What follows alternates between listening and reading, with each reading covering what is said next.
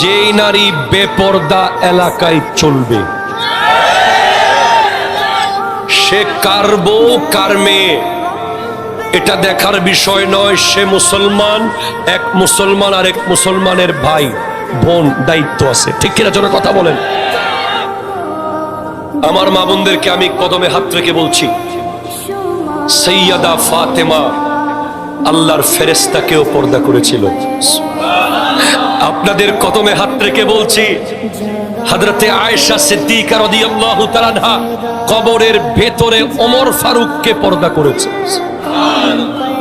আপনাদের কদমে হাত রেখে বলছি, শাহেনশাহ বাগদাদ শেখ সুলতান সৈয়দ আব্দুল কাদের জিলানী রহমতুল্লাহ আলাইহির আম্মা উম্মুল খায়ের আমাতুল জব্বার ফাতেমা 12টি বছর একটা ঘরের মধ্যে বড় হয়েছে।